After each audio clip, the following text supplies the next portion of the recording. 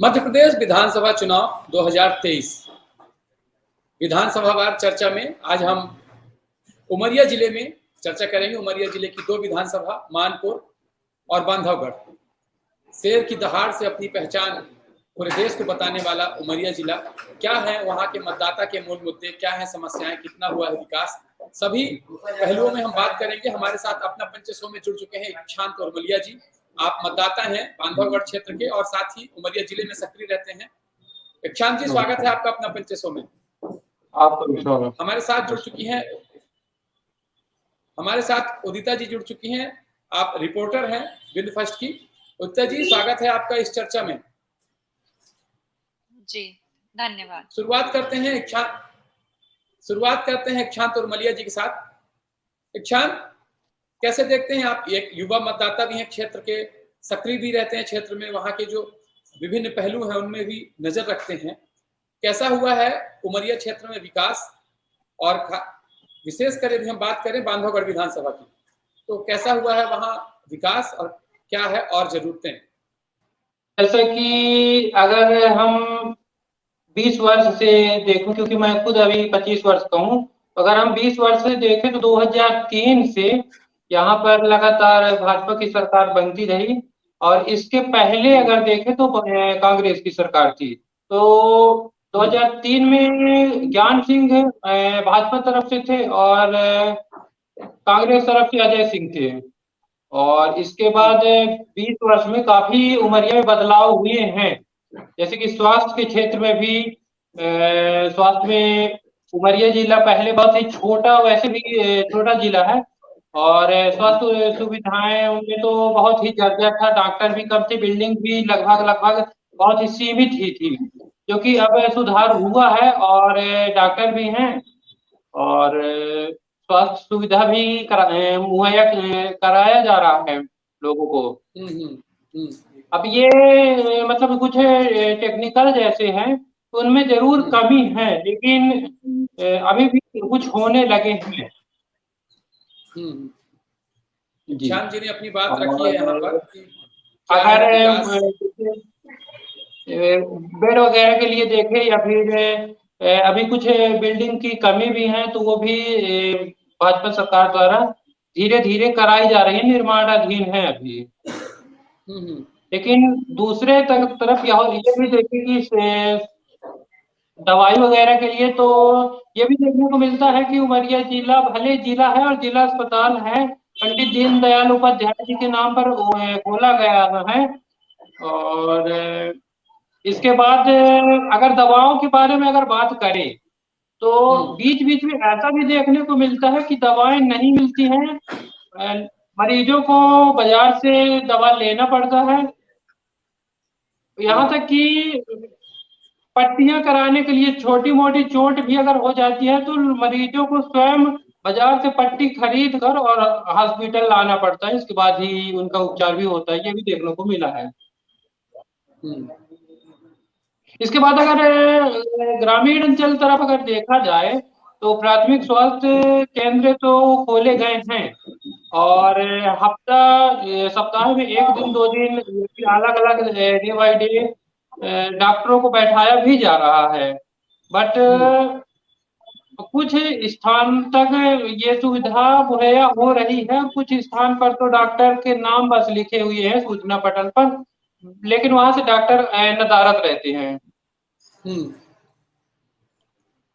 जी इक्षांत जी हम आपके पास लौट के आएंगे।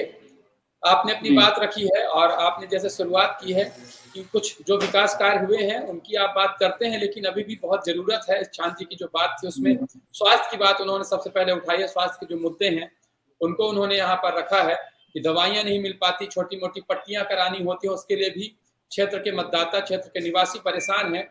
और ऐसे में प्रश्न उठता है उन जनप्रतिनिधियों पर जो नेतृत्व करते हैं क्षेत्र का, और लगातार यदि देखा जाए तो सत्ताधारी दल को समर्थन रहा है पूरे उमरिया जिले से। आपके उमरिया जिले में ही मध्य प्रदेश शासन की मंत्री रही हैं, और उसके बाद यदि क्षेत्र में इस तरह की स्थिति है तो निश्चित ही एक बड़ा प्रश्न है जनता के लिए भी। हम चलेंगे उदिता जी के पास। उदिता जी, उमरिया क्षेत्र का जो विकास रहा है और जो वहां की स्थितियां हैं, जैसे अभी इक्षांत जी ने भी बात बताई है, आप कैसे देखती हैं पूरी परिस्थिति को। जी, जैसा कि ईशान जी ने कहा कि 20 साल में विकास तो हुआ है, लेकिन 20 साल में अगर किसी के पास मेडिकल इमरजेंसी की सुविधा ही नहीं है, तो इसे हम विकास से कैसे जोड़ सकते हैं? मतलब ये तो इंसान की बेसिक नीड्स होती हैं कि एक्सीडेंट हो जाए, रोड एक्सीडेंट हो जाए, तो उसकी कम से कम हालत ऐसी तो हो कि उसे किसी बड़े हॉस्पिटल तक ले आया जा सके। तो अगर वहां फर्स्ट एड की सुविधा ही नहीं है, तो ऐसे में विकास की बाकी सारी चीजें तो भूल जाएं, क्योंकि इंसान की मूलभूत जरूरतें तो यही होती हैं कि अच्छी स्वास्थ्य सुविधाएं हो उसके पास, एजुकेशन के लिए अच्छे स्कूल्स हो उनके पास। तो जब फर्स्ट एड की ही सुविधा नहीं है, तो स्वास्थ्य सुविधाओं की तो हम क्या ही बात करेंगे ऐसे में। बिल्कुल। और ये सिर्फ उमरिया नहीं, इधर विंध्य के हम जितने भी जिले हैं, उनके जितने भी गांव हैं, अगर हम कहीं भी जाते हैं तो ज्यादातर जगह हमें ये देखने को मिलता है। ईशान जी के पास एक बार चलेंगे। ईशान जी, जो शिक्षा व्यवस्था है उमरिया जिले में, उसको कैसे देखते हैं आप? क्या कुछ सुधार है वहाँ? कैसी व्यवस्था चल रही है उमरिया में?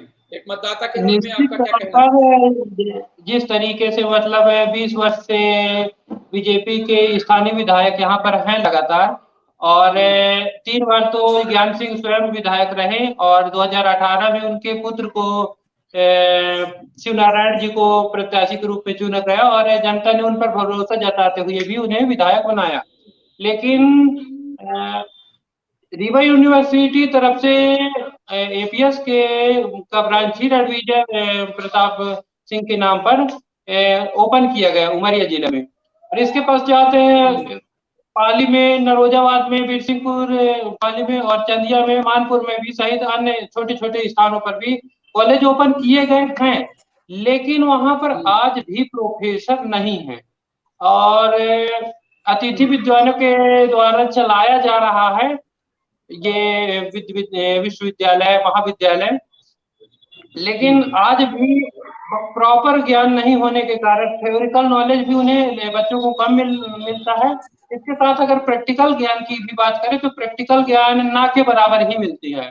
डिग्री ले लेते हैं बच्चे, लेकिन उन्हें न तो रोजगार के लिए वो एलिजिबल हो पाते हैं, और अगर जैसे कि यहाँ पर बीए संचालित है, और डीएड है, बीएड है, बीए है, बीकॉम है, एमकॉम है, सहित अन्य डिग्री तो दी जा रही है, और एग्रीकल्चर कॉलेज है, आईटीआई कॉलेज है, लेकिन अगर प्रैक्टिकल ज्ञान नहीं है तो बच्चे कहीं ना कहीं अधूरे में ही हैं। और अगर प्राथमिक विश्वविद्यालय या फिर माध्यमिक विद्यालय की बात किया जाए, तो माध्यमिक विद्यालय के आज ऐसे मतलब स्थिति हो गई है कि जिस विद्यालय में पहले 20 लड़के या 30 लड़के एक क्लास में होते थे, आज एक या दो लड़के देखने को मिल रहे हैं। ये मतलब मैदानी स्तर में देखने को मिल रहा है। इसी तरह का अगर प्राथमिक माध्यमिक में देखा जाए तो माध्यमिक में भी टोटल मतलब 5वीं से लेकर 8वीं तक में भी मतलब टोटल वो विद्यालय में 20 ही लड़का 15 लड़के इस तरह के मिल रहे हैं। सभी बच्चे अब प्राइवेट तरफ जा रहे हैं। शहरों में भी अगर देखें तो वहां पर भी लगातार हर वर्ष बच्चों की मतलब एडमिशन लगातार कम हो रही है। अगर इतनी अच्छी शिक्षा व्यवस्था होती तो शायद मुझे नहीं लगता कि सभी प्राइवेट में जाते। और अगर नेता लोगों की भी बात किया जाए तो नेता लोग भी अपने, चाहे वो जनपद से हो, जिला पंचायत से हो, चाहे अध्यक्ष हो, विधायक हो, स्थानीय नेता जो भी हैं और स्थानीय सदस्य भी हैं, वो स्वयं अपने लड़कों का एडमिशन प्राइवेट स्कूलों में करवा रहे हैं। और अगर कॉलेज में भेजते हैं तो अच्छी कॉलेज में भेजते हैं, यहाँ की स्थानीय कॉलेज में स्वयं नहीं भेज रहे हैं। जी, स्कूलों में जो पढ़ाई का स्तर है उमरिया में, बांधवगढ़ जो विधानसभा है आपकी और मानपुर विधानसभा, उसके परिप्रेक्ष्य में बात हो रही है। आपने बताया कि स्कूलों की स्थिति जो है वो बेहतर नहीं है, तो आपकी जो बात रह गई थी वो बताएं आप। हालांकि मैं महरोई के उमरिया जिले के आसपास की कुछ गाँव का देखें की बात अगर करें तो प्राथमिक विद्यालय के ये हालत है कि लड़कों मतलब विद्यार्थियों के मतलब रजिस्टरों में नाम है टोटल 10, लेकिन आते एक ही 2 हैं, और 10 हैं या फिर 4-5 है, वो भी किसी तरीके से उन टीचरों को प्राइवेट स्कूलों से आनाकानी करके लाया जाता है कि क्या है कि मतलब प्राथमिक स्वास्थ्य प्राथमिक विद्यालय में भी उनका नाम रहे, ताकि उन शिक्षकों का भी नाम बचा रहे। अपना नाम बचाने के लिए बच्चों का एडमिशन ढूंढ कर मतलब खोज कर उनका विद्यार्थियों का नाम लिख रहे हैं। और अगर प्राथमिक के बाद अगर माध्यमिक की बात करें तो माध्यमिक में भी लगभग यही हाल चल रहा है। और 10वीं और 12वीं की अगर बात करें तो 10वीं 12वीं में भी विद्यार्थी हैं। उमरिया में तो पढ़ाई हो रही, लेकिन उमरिया से 10 किलोमीटर 12 किलोमीटर अगर दूर देखा जाए तो 10वीं की एग्जाम बोर्ड आने पर ही उन्हें नकल भी कराया जाता है। आप ये सोचिए कि मतलब जिसकी 8 महीना पढ़ाई होने के बाद भी अगर नकल का सहारा लेना पड़े तो वह कितना अच्छा विकास हो सकता है उसकी मतलब मानसिक विकास या फिर जिसे युवा पीढ़ी कहा जाता है, देश की युवा पीढ़ी, वह कितना मतलब शिक्षित हो सकती है जिसे नकल का सहारा लेना पड़े। फिर अगर 12वीं भी का बात किया जाए तो शहर में तो ठीक है, अधिकारी कर्मचारी पहुंच रहे हैं, जांच कर रहे हैं, लेकिन ग्रामीण अंचल पर आज भी नकल का सहारा भी लेना पड़ता है निश्चित तौर पर। ईशान जी, मैं ये पूछना चाहती हूँ कि जैसे अभी चुनावी माहौल चल रहा है, सारे उम्मीदवार घर घर जा रहे हैं वोट मांगने के लिए, तो जब ये आप लोगों के पास आते हैं तो आप उनसे क्या कहते हैं या वो आपसे क्या कहते हैं? आप उनके सामने अपनी समस्याएं रखते हैं? अगर इनके पास अपनी समस्याएं रखा जाए या फिर बात किया जाए तो ये तो चुनाव के टाइम पर आते हैं, वो भी चुनाव के 10 दिन पहले 12 दिन पहले ही आएंगे। और अगर गांव में इन्हें पता चल गया कि किसी प्रकार की समस्या बनी हुई है तो उस टाइम पर उस गांव में रुकना नहीं है, उस गांव के किनारे से ही निकल लेना है। इस तरह की इनकी मतलब मानसिक बनी हुई है। अगर गांव की उस समस्या का सॉल्यूशन हो जाता है तब ये अपने गांव में आएंगे और लोगों से मिलेंगे, हाथ जोड़ने वाला काम करके, और अपना स्वार्थ सिद्ध करने के लिए हाथ जोड़ते हैं और वोट मांगने का पूरा काम करते हैं। और अगर जनता अपना पक्ष रखना चाहती है, अपनी मांग रखना चाहती है, तो आश्वासन के नाम पर वही मिलता है कि हम करवाएंगे। 5 वर्ष गुजर गए, लेकिन हम ये बता दें कि बांधवगढ़ विधानसभा से अगर हम सदस्य चुनते हैं तो अपनी विकास से क्षेत्र के लिए चुनते हैं। हमारे मतलब बुनियादी समस्याओं का तो निजात हो ही, इसके साथ जो आगामी आने वाले दिनों के लिए जो भी है उन समस्याओं को से निजात पाने के लिए हम अपने यहाँ से सदस्य चुनते हैं। तो बांधवगढ़ विधानसभा से तो अभी तक विधानसभा में 33 सवाल ही किए गए हैं हमारे विधायक द्वारा। तो 33 सवाल में भी तो पूरे तो होते नहीं, कुछ होते हैं कुछ होते नहीं। ये तो सवाल ही 33 किए तो इनके काम कितने होंगे। और जनता तो करती है तो उन्हें तो शासन मिल जाता है। ईशान जी, जो आपने बात रखी है इस चर्चा में, आपकी जो बातें आई हैं उसमें आपने जो कुछ पहलू बताए हैं, शिक्षा का आपने बताया है, शिक्षा की जो स्थिति है कि जो बच्चे हैं जो देश का भविष्य होने वाले हैं और उनके लिए यदि शिक्षा व्यवस्था इस प्रकार रहेगी तो कैसा होगा भविष्य, वो दर्शकों के सामने है हमारे। साथ ही आपने बताया कि एक महत्वपूर्ण बात बताई कि इस समय जनप्रतिनिधि क्षेत्र में है और इस वक्त भी जहां समस्या है वहां से किनारा काट के अगर निकल रहे हैं तो ये तो बहुत बड़ा सवाल है जनता को सोचने के लिए। उदिता जी, आप पूरे विंध्य क्षेत्र में नजर रख रही हैं, लगातार राजनीतिक गतिविधियां जो हो रही हैं, क्षेत्र की जो विकास की स्थिति है, शिक्षा की स्थिति है। हालांकि इस चर्चा में मैं बताना चाहूंगा, भले ये उमरिया जिले की चर्चा हो रही है, ईशान जी उमरिया की बात रख रहे हैं, लेकिन विंध्य क्षेत्र जो पूरा है, गरीबी में सबसे आगे है विंध्य क्षेत्र, बेरोजगारी में सबसे आगे है, शिक्षा का जो स्तर है वो विंध्य का चिंताजनक रहा है। जैसे निकल के भी आ रहा है, हम जिस भी विधानसभा चर्चा करते हैं वहां से ये बात निकल के आ रही है। स्वास्थ्य में भी जो स्थिति है जो उर्मिला जी ने बताया है, अभी शांत ने जो बताया है, उसी प्रकार की स्थिति अन्य विधानसभा से भी निकल के आ रही है। उदिता जी, आप कैसे देखती हैं इस पूरे घटनाक्रम को कि जो ये स्थिति है विंध्य की, वो क्या कुछ कह रही है आपके नजरिए पे? जी देखिए अखंड जी, जैसा कि इक्षांत जी ने बताया कि उनके जो विधायक हैं उनको उन लोगों ने जनता के बीच में 5 साल के कार्यकाल में 3 से 4 बार देखा है। तो अगर उनका विधायक 3 से 4 बार अपने क्षेत्र में ही जाता है तो उसे पता कैसे होगा कि उसके क्षेत्र की समस्याएं क्या हैं, उनके लोग उनसे चाहते क्या हैं। जब अभी इलेक्शन आया तो वो अपने क्षेत्र पहुंच गए वोट मांगने के लिए, लेकिन पूरे 5 साल बहुत ज्यादा होते हैं और उस 5 साल में काम करना तो दूर की बात, वो अपने क्षेत्र में गए तक नहीं है। तो बिना गए किसी क्षेत्र के बारे में आप कैसे जान सकते हैं? और जब आप ये अपने क्षेत्र के बारे में कुछ जानते नहीं है तो वहां के विकास के लिए आप क्या करेंगे?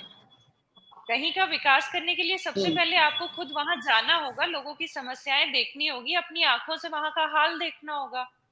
अगर आप खुद पहुंच ही नहीं रहे हैं तो विकास की तो बात छोड़ ही दीजिए। फिर लेकिन 5 साल बाद आपको याद आता है कि अब चुनाव आ रहा है तो जनता कहीं शक्ल ना भूल जाए, इसलिए फिर जनता के बीच में चलो और वोट मांगो। तो जब ये उम्मीदवार जनता के बीच पहुंचते हैं तो ये जनता को उनसे सवाल पूछना चाहिए कि पिछले 5 साल में आप थे कहाँ? काम वाम तो आप साइड में करिए, पहले ये बताइए कि आप थे कहाँ, आपको हमने किस लिए चुना?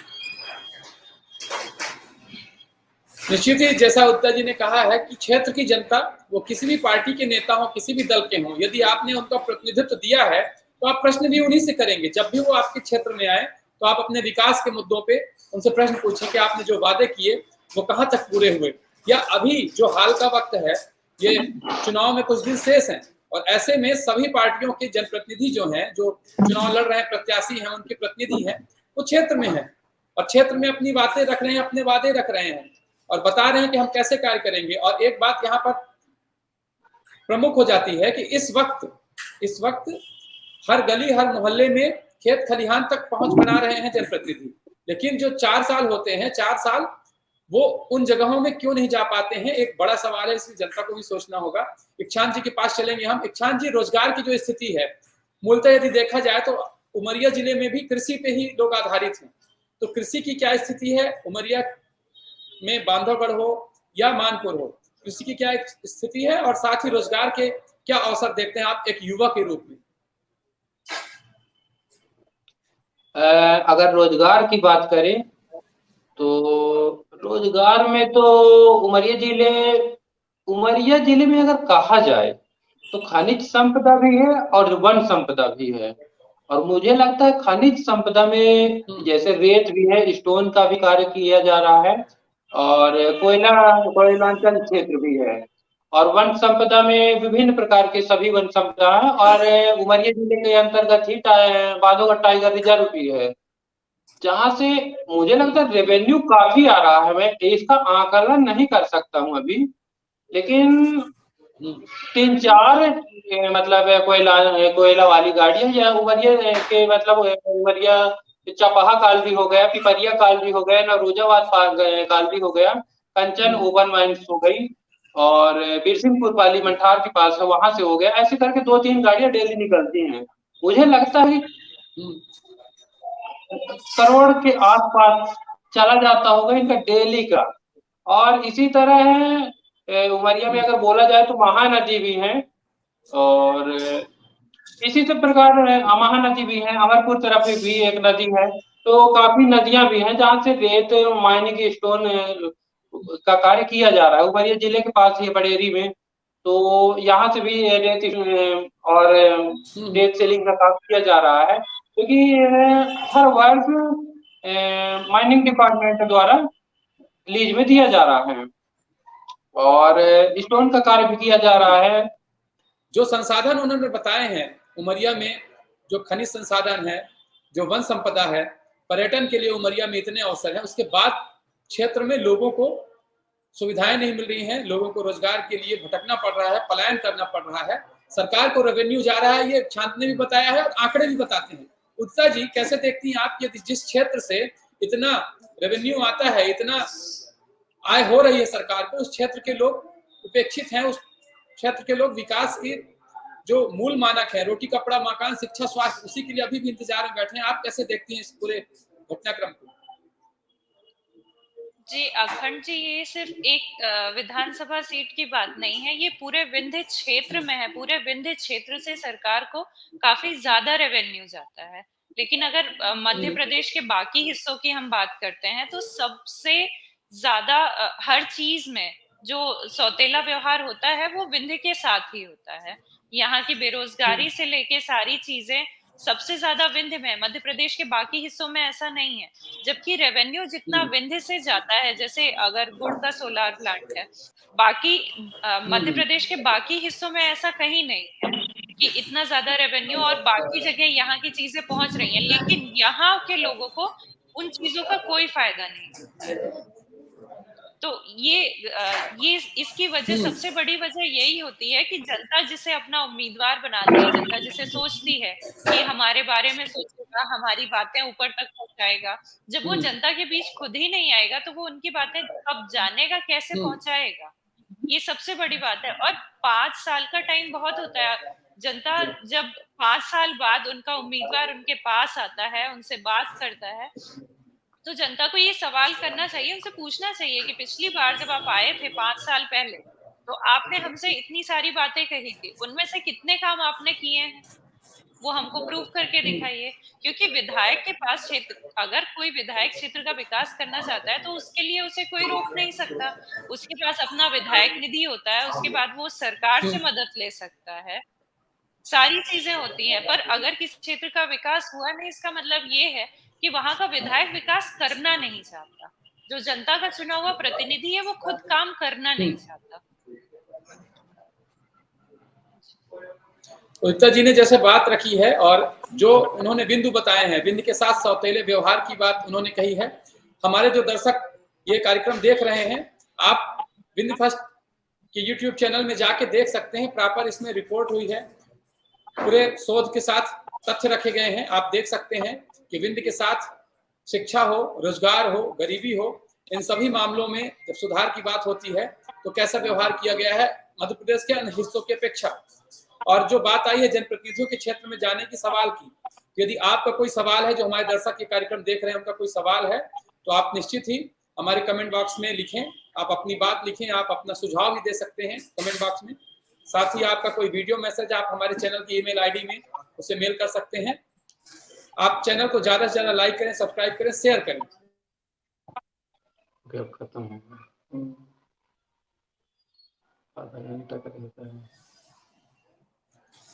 ये जो कार्यक्रम है वो आपका अपना कार्यक्रम है। आप इसे जितनी दूर तक इस आवाज को पहुंचाएंगे, ये जो समस्याएं हैं उनके निराकरण में उतनी तेजी आएगी और उतनी मजबूती से कार्य होगा। इक्षांत जी के पास चलेंगे। इक्षांत जी, जो रोजगार की स्थिति है, जो आप बात कर रहे थे कि ये संसाधन जो है उमरिया में उपलब्ध है, वो उपलब्ध है और सरकार को उससे रेवेन्यू जा रहा है, लेकिन रोजगार की जब बात आती है, युवाओं को रोजगार देने की बात आती है, वहां उमरिया क्षेत्र में भी सरकार पीछे रह जाती है या अवसर नहीं है। आप ये कह रहे थे, आपकी बात बीच में रह गई थी। हाँ, क्या कुछ कहना था आपको? जी, अवसर तो हैं, और जैसे अभी मैं बोला नहीं एक दो कि अगर बिजली के बारे में भी बात किया जाए तो मंठार में, उमरिया जिले के अंदर ये गद्दी मंठार आता है, मंठार में बिजली प्लांट लगा हुआ है और यहाँ से मतलब बाहर भी बिजली गुजरात वगैरह में फैक्ट्रियों में सेलिंग किया जा रही है। हमारी सरकार, हमारे स्थानीय विधायक ही सेलिंग कर रहे हैं, लेकिन आसपास के लोग जो जगह है, स्थानीय जगह है, वहां पर भी बिजली नहीं मिल पा रही है। लोगों को आज भी बिजली कट से गुजरना पड़ता है। एक बार ट्रांसफार्मर खराब हो जाने पर 20 दिन महीनों तक गांव में अंधेरा छाया रहता है। एक तरफ सरकार भले ही अटल बिजली ज्योति की योजनाएं वगैरह चला रही है, लेकिन यहाँ तले ही अंधेरा हुआ है। जहाँ की बिजली उत्पन्न हो रही है, लोगों से जमीन ले लिया गया है, उन्हीं की भलाई बताते हुए कि आपके लिए ही बिजली बनेगा, आपका उत्थान होगा, लेकिन एक बार काम हो जाने पर न तो उनका ध्यान दिया जा रहा है और उनकी बातों को भी सुना नहीं जा रहा है। बालोगढ़ से भी चलिए रेवेन्यू आ रहा है, और बांधवगढ़ की अगर बात किया जाए तो यहाँ पर मानपुर विधानसभा क्षेत्र अंतर्गत बांधवगढ़ आता है, जो बांधवगढ़ टाइगर रिजर्व है। और वहां पर मानव और दानव, या फिर बोला जाए, मैं कहना चाहता हूँ कि इंसान और जानवर के बीच संघर्ष चल रहा है।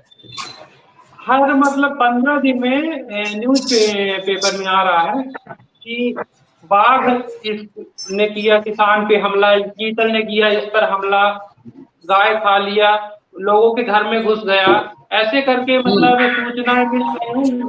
गाँव में, कईयों गाँव में दहशत है। किसान जो है अपने कृषि के लिए खेत तक जाते हैं तो उनका कोई भरोसा नहीं होता है कि वो रात के बाद कल सुबह वापस भी आएंगे या नहीं आएंगे। इस पर तो ध्यान ही नहीं दे रही है, मतलब स्थानीय सरकार कोई व्यवस्था ही नहीं बना पा रही है। अगर और इसी प्रकार अगर रोजगार की बात की जाए तो ये इतना रेवेन्यू के बाद भी स्थानीय लोगों को रोजगार के लिए पलायन करना पड़ता है। गुजरात, मुंबई, दिल्ली सहित राजस्थान, अन्य मतलब प्रदेशों में आज भी मतलब पलायन करना पड़ता है। आज खाती जा रही है लेकिन कोई मतलब नहीं बदल रहा है।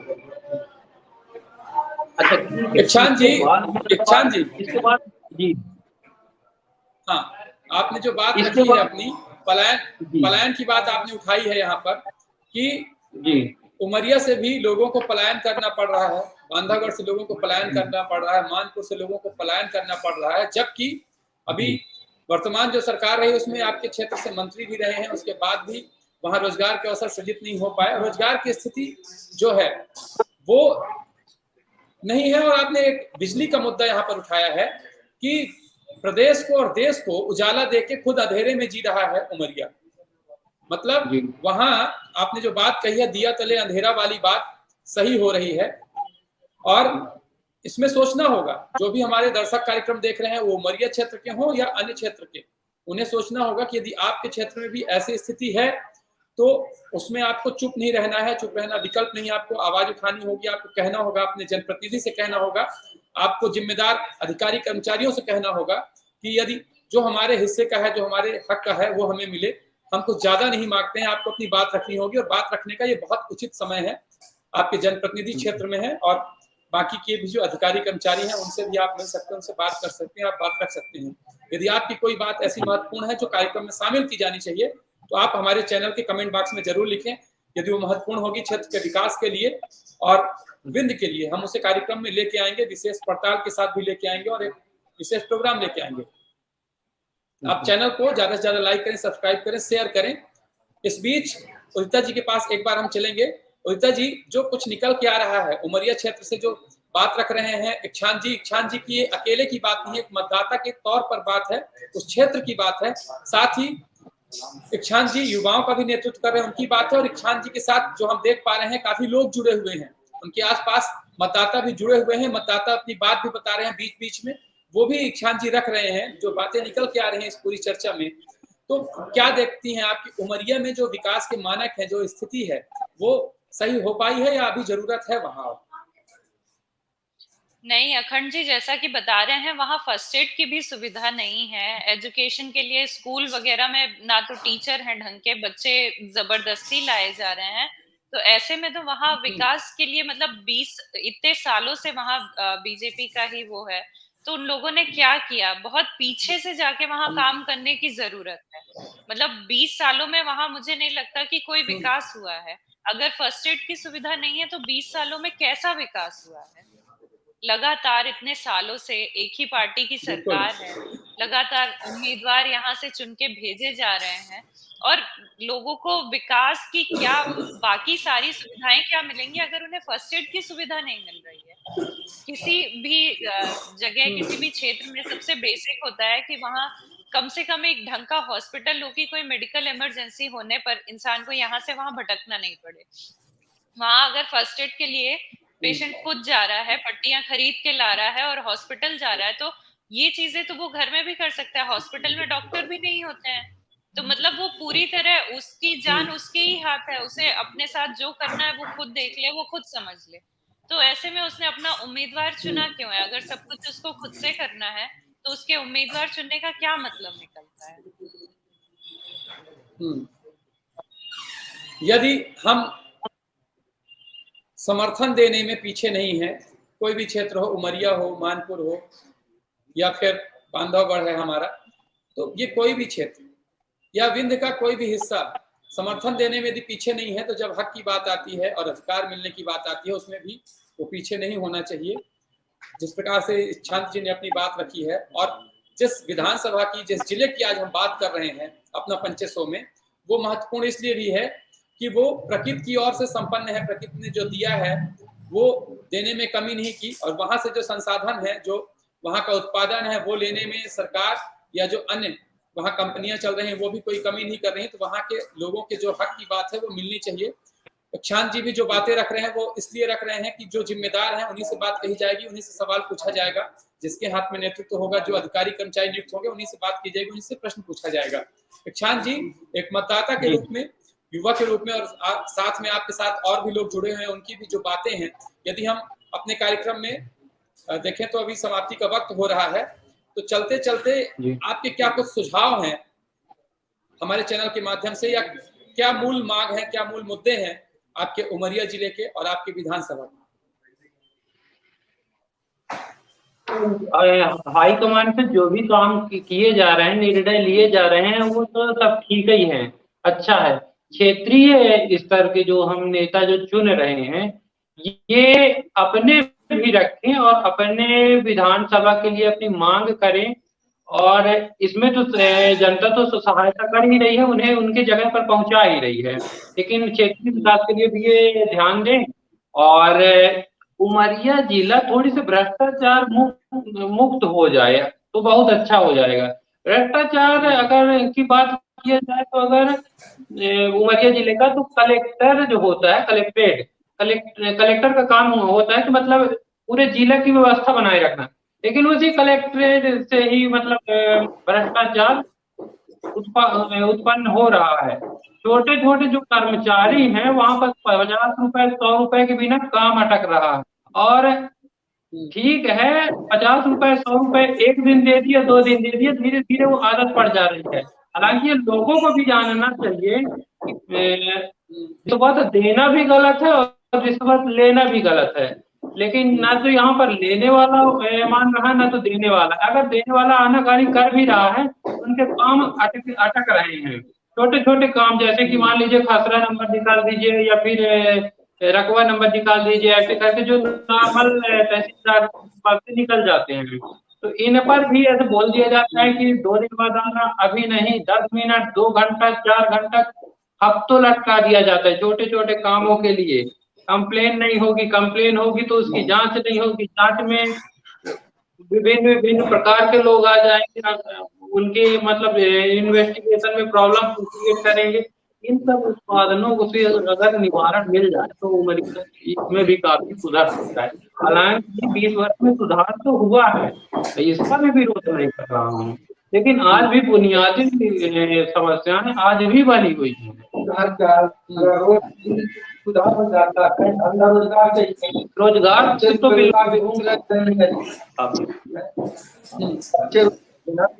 रास्ते रास्ते घूम रहे हैं, उनको कुछ धंधा रोजगार चाहिए। यहाँ पढ़े लिखे शिक्षित बच्चे सब घूम रहे हैं। ये रोड और बिजली घर से थोड़ी ना विकास हो जाता है, रोड बिजली देती है, ये कोई विकास तो हुआ नहीं है। हमको आजीवन के लिए धंधा रोजगार चाहिए। इसके पहले रणविजय प्रताप सिंह थे, भूतपूर्व यहाँ एक डैम खुलवा के सारी काटी गई, किसानों का जीविका चल रहा है, पूरे उमरिया में जल दिया जा रहा है उसी से। तो ऐसा कोई धंधा कोई सरकार देगा, सरकार तो हम सब सुख चैन से रहें, हमारे बच्चे सुख चैन से रहें।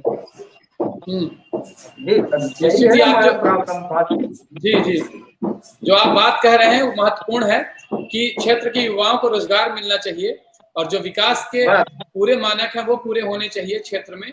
और ये आप मतदाता के रूप में हमारे साथ जुड़े हुए हैं, क्षेत्र के बात आप रख रहे हैं और महत्वपूर्ण है ये सभी बातें। और जो भी हमारे दर्शक देख रहे हैं वो भी इस पे विचार करेंगे, साथ ही जो जनप्रतिनिधि देखेंगे, जो देख रहे हैं वो भी विचार करेंगे, अधिकारी कर्मचारी जो देख रहे हैं वो भी विचार करेंगे। अपना पंचेसौ में बातें बहुत हैं क्योंकि ये पूरे जिले की बात हो रही है, 2 विधानसभा है वहाँ, और इस पे हम विशेष कार्यक्रम किसी और दिन फिर से लेके आएंगे। समाप्ति का वक्त हो रहा है हमारे कार्यक्रम में। आज हमारे साथ इक्षांत जी जुड़े, उन्होंने उमरिया की बात रखी है, साथ ही उनके साथ हमारे अन्य मतदाता भी जो हैं, उनको सभी को धन्यवाद। हमारे साथ उदिता जी रही हैं, आप लगातार पूरे विंध्य में नजर रखती हैं और जो स्थिति है उसका जो सही आकलन है वो करके प्रस्तुत करती हैं। उदिता जी, आपका अपना पंच शो में जुड़ने के लिए धन्यवाद। जो दर्शक कार्यक्रम हमारे देख रहे हैं वो अपनी कमेंट जरूर करें कमेंट बॉक्स पर। जो उनकी बात है, जो उनके सुझाव हैं, जो उनके प्रश्न हैं, वो आप हमारे कमेंट बॉक्स में रखें। साथ ही आप चैनल को ज्यादा से ज्यादा लाइक करें, सब्सक्राइब करें, शेयर करें। विंध्य की आवाज है, आपकी अपनी आवाज है, इसे जितनी दूर तक आप पहुंचाएंगे उतनी मजबूती से आपके मुद्दों में कार्य होगा। आज के लिए अपना पंच शो में बस इतना ही। कल मिलेंगे नए विषय के साथ जो होगा विंध्य के लिए महत्वपूर्ण, आपके लिए महत्वपूर्ण। तब तक के लिए जुड़े रहिए विंध्य फर्स्ट के साथ। नमस्कार।